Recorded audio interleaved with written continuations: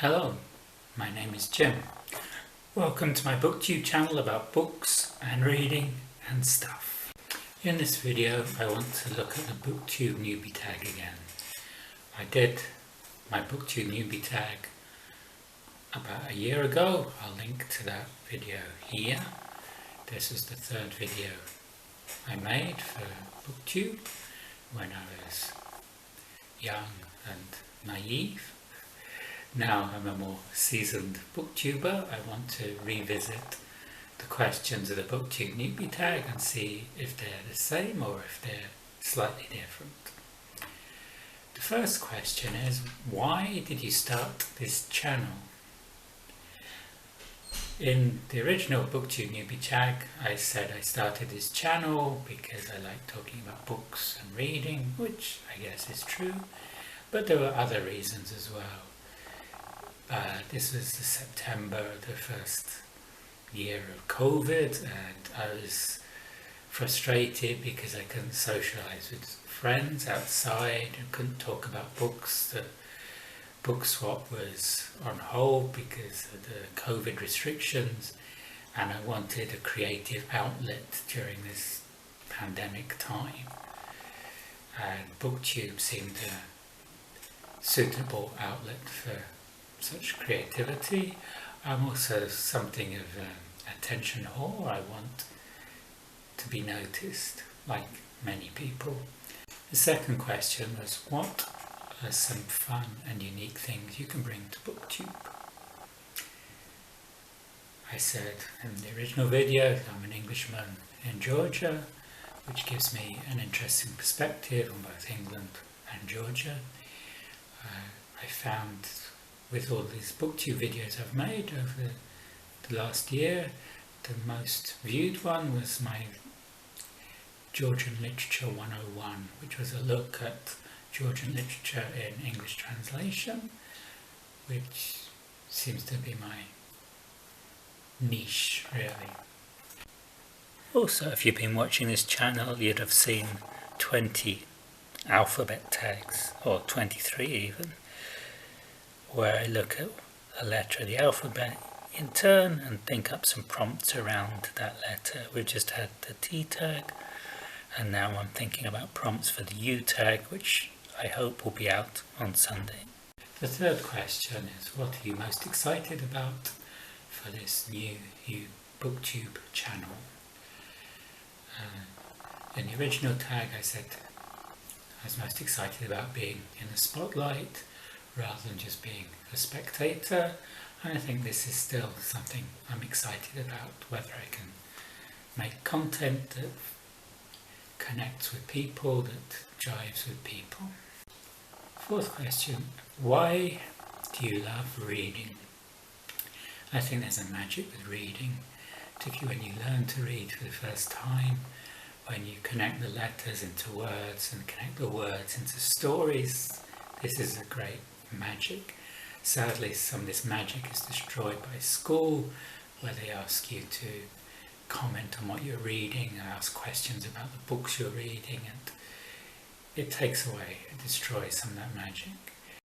There was also the quote in A Dance with Dragons, something about a man who reads lives 1,000 lives, and a man who doesn't read just lives to one.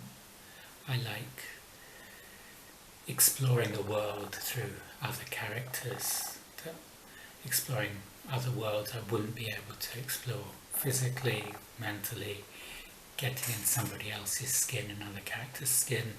I'm currently reading 100,000 Kingdoms by N.K. Jemisin, which I'm really enjoying. The central character Yene is in a very new place. She's come from a more tribal place to the big city of Skye, and she is experiencing this new city through fresh eyes, and we're experiencing this city through her. There's no big info dumps. We are finding out about this city as she finds about this city. It's told in the first person, and it's a great ride, a great adventure. What book or series got you into reading? I was reading from an early age. My mother would read to me, and then I'd start reading for myself. the earliest books I'll be reading will be Dr. Seuss. I learned to read with Dr. Seuss, and Seeing the Cat in the Hat now has this big nostalgia buzz. These were great for reading. Thing 2 and Thing 1, they ran up, they ran down. On the string of one kite we saw Mother's new gown, her gown with the dots that are pink, white and red. Then we saw one kite bump on the head of her bed. These were zany stories with strange illustrations, and the vocabulary was limited to maybe 400 words, 400 different words, so it was very easy to get into reading with Dr. Seuss. I'd recommend Dr. Seuss. Another series that got me into reading were the Ladybird books. This was the Ladybird book on motor cars, so Ladybird books about all sorts of things, about historical figures, about, well, you name it, about cooking. This is the only one I have from those old times, the Ladybird book of motor cars, because it's a particular passion of mine, the old cars. This is from 1968. There's a Vauxhall Viva, a Ford Cortina, and Austin Healey Sprite. I love this book. The fifth question was, what question would you ask your favourite booktuber? And I was umming and ahhing in the original, and I'm still umming and ahhing. I don't have specific questions for these booktubers, but when I see another booktuber's video, I'll often ask questions about that video, something that wasn't clear or something I want to know more about. Question 6, what challenges in starting a booktube channel do you think will be the hardest to overcome? I think it's difficult to put out content regularly. I try to put out 2 videos a week, one on a Wednesday, one on a Sunday, but because we have busy schedules, it's not always possible. I've only missed one Sunday so far in the last year, but midweek one has gone out at varied times depending on how busy I've been. When did you start reading? Well, as I said, when I was 3, I was a very early reader, and I started with Dr. Seuss. And it's opened up a world of magic for me. Where do you read? I read anywhere. Now I've got Kindle on my phone. I can read wherever I take my phone.